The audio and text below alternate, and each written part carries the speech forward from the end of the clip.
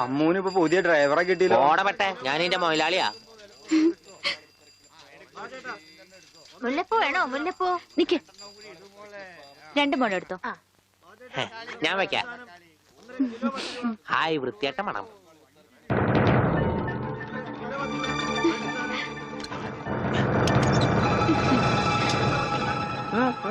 പൂതല്ലേ നടക്കടാ ഗോപിട്ടാ.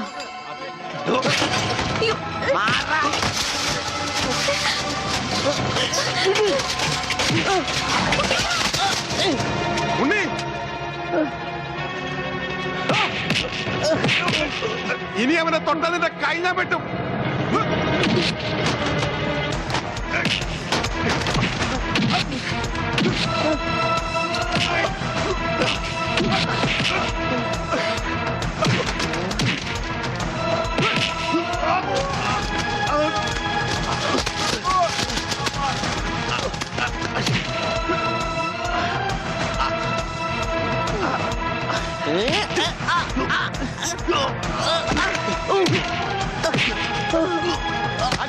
അടി കോംപ്രമൈസ് ഇല്ല.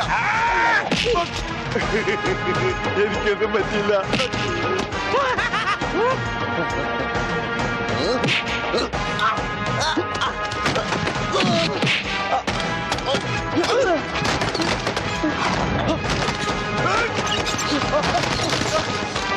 അടിയടാ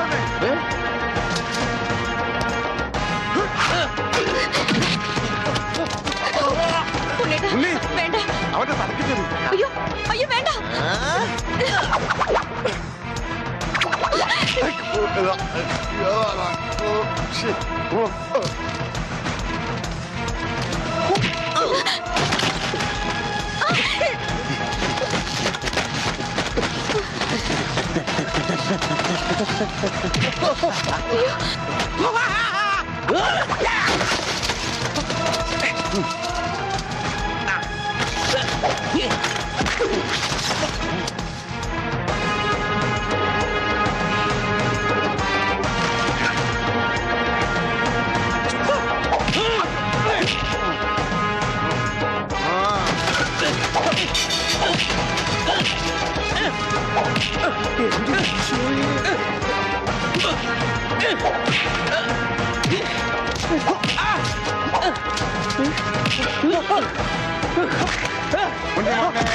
മോനെ എവിടെയാണോ മോനെ?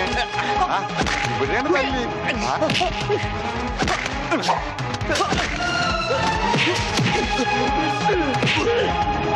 ഉണ്ണി കുത്തി വളർത്തണ. ഉണ്ണി ഉണ്ണി ഈശ്വര. ഇതെന്താ ചേനെ?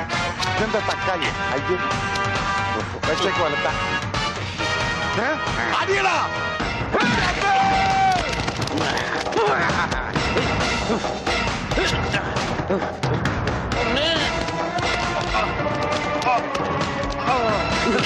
അയ്യോ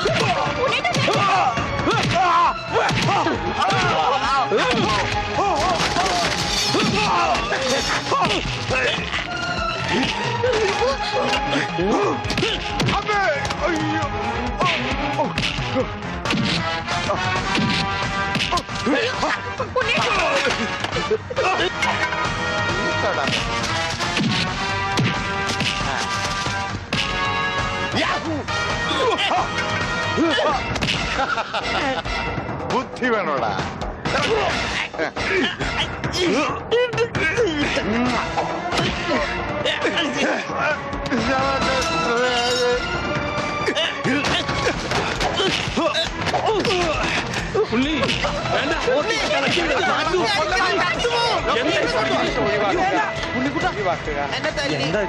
നിനക്കെങ്കിലും കുറച്ച് ബോധം ഔട്ടാവും ഞാൻ വിചാരിച്ചത്.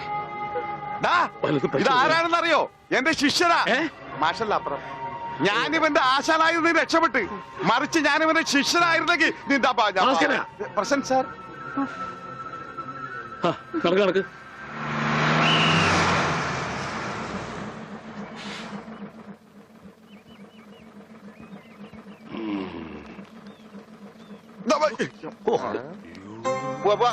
ഒരാളും കൂടി ഉണ്ട്. വേണ്ട വേണ്ട, ഇങ്ങോട്ട് വന്നിട്ട് കടം പറഞ്ഞു. ഇനി തിരിച്ചു കയറുന്നോ?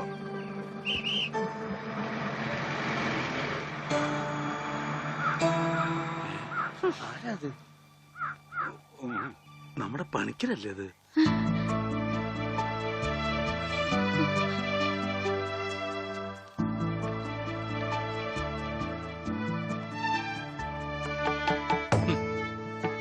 താൻ എവിടെയായിരുന്നു പണിക്കരെ? താനെന്താ ഒന്നും മിണ്ടാത്തെ? എന്റെ മാഷെ, മാഷയുടെ മകൻ ഉണ്ണീകൃഷ്ണനില്ലാതെ ഞാൻ എങ്ങനെയാ നാട്ടിലേക്ക് മടങ്ങി വരിക? അതുകൊണ്ടാ ഇത്രയും നാൾ ഒളിവിൽ കഴിഞ്ഞത്. അവനെ നഷ്ടപ്പെട്ട അന്ന് മുതല് മാഷ് കൊടുക്കണ പരസ്യം ഞാൻ കാണാറുണ്ടായിരുന്നു. ഇപ്പൊ കുറച്ചു കാലമായിട്ട് പരസ്യം കാണാതായപ്പോ ഞാൻ വിചാരിച്ചു ഉണ്ണി വന്നു, അല്ലെങ്കിൽ മാഷ് മരിച്ചു. ഇതിലേതാ മാഷെ സംഭവിച്ചത്? എടോ പണിക്കരെ, ഉണ്ണി വന്നു. ഉണ്ണി വന്നു? ആ. എവിടെ? ദേ നിക്കണു. ഉണ്ണി, നീ അങ്ങ് തടിച്ച ദേ നിക്കണു. ഉണ്ണി. ഓ അയ്യോ, തൃപ്തിയായി. മോനെ അയ്യോ, ഇത്രയും കാലം അലഞ്ഞിരുന്ന് നടന്നെങ്കിലും അതിനൊരു പരിസമാപ്തി ദൈവം തന്നുവല്ലോ. എന്റെ ഉണ്ണി, അന്ന് നീ എവിടേക്കാ പോയേ? പണിക്കരെ, മുണ്ട് മുറുക്കി കൊടുത്തോളൂ കേട്ടോ. കഴിഞ്ഞ 10-17 കൊല്ലമായിട്ട് മുണ്ട് മുറുക്കന്നെയാ നടക്കണേ, പട്ടിണിയായിട്ടേ. ഇത്രയും കാലം പണിക്കരേട്ടൻ എവിടെയായിരുന്നു? അത് പറഞ്ഞാലും തീരില്ല. കൊറേ കാലം തമിഴ്നാട്ടില് ரொம்ப അഴകാന ഇടം, അങ്ങേ നിന്നും കർണാടക, പിന്നെ കൊറേ കാലം ഹിന്ദിക്കാരുടെ കൂടെ. ഹരേ വിളിച്ചപ്പാടേ, ഹിന്ദിമേ ബോലോ ബായ്. അച്ഛാ, അച്ഛാ, ബഹുത്ത് അച്ഛാ. ഓ, ഈ നാട്ടിൽ ഒരാൾക്കെങ്കിലും ഹിന്ദി അറിയാലോ. ഏതായി കുട്ടി? അല്ലേ, പണിക്കരുടെ മകളാ. ഓഹോ, ഏത് പണിക്കരുടെ? ഓ, അച്ഛാ, ആ, അച്ഛൻ എന്നെ മനസ്സിലായില്ലേ? അച്ഛന്റെ അമ്മുവാ ഞാൻ. അമ്മോ, മോളെ, അച്ഛനെ എന്നെ മനസ്സിലായില്ലോടി. അമ്മോ, മോളെ. അച്ഛന് മോനെ മനസ്സിലായിട്ടാ. പിടിച്ചോ.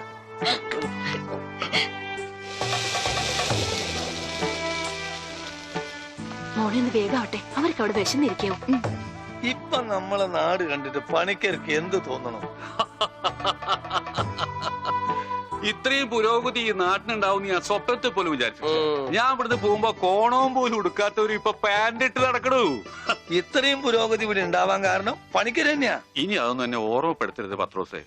ഉണ്ണി കൈവിട്ട് പോയ പിന്നെ അവനെ അന്വേഷിച്ച് ഞാൻ ഊര് തെണ്ടി നടക്കുകയായിരുന്നു. ഇപ്പൊ സന്തോഷായി, ഉണ്ണി തിരിച്ചു വന്നൂലോ. അതിനേക്കാൾ വലിയ സന്തോഷം ഈ കൊല്ലത്തിലെ പൂരത്തിന് പങ്കെടുക്കാലോ. എന്റെ പണിക്കരെ, താൻ പോയേ പിന്നെ പൂരം ഒന്നൊരു പൂരമല്ല. എന്നാ ഇത്തവണ നമുക്ക് പൂരം പൊടി പൂരാം. അതെങ്ങനെയാ? ആ, ഒരു നാടകം തന്നെ ആയിക്കോട്ടെ. അതൊക്കെ ഇനി നടക്കുവോ ചേട്ടാ? എന്താ നടക്കാതെ? ഒരു 9 നാടകം എഴുതി ഞാൻ പെട്ടിയിൽ വെച്ചത്. കർത്താവേ, 9 നാടകോ? പത്രോസേട്ടാ, അങ്ങനെയാണ് ഈ രാത്രി നവരാത്രി ആവും. ഇത് നടക്കില്ല. ഈ ബന്ധം തുടരാൻ ഞാൻ അനുവദിക്കില്ല. കണ്ട കള്ളിമുൾ കാടുകളിലും തേയില തോട്ടങ്ങളിലും കെട്ടിപ്പിടിച്ച് കിടന്ന് പാട്ട് പാടുന്നതല്ല പ്രേമം. അവിടെ മ്യൂസിക് ചക്ക ചക്ക ചക്ക ചക്ക.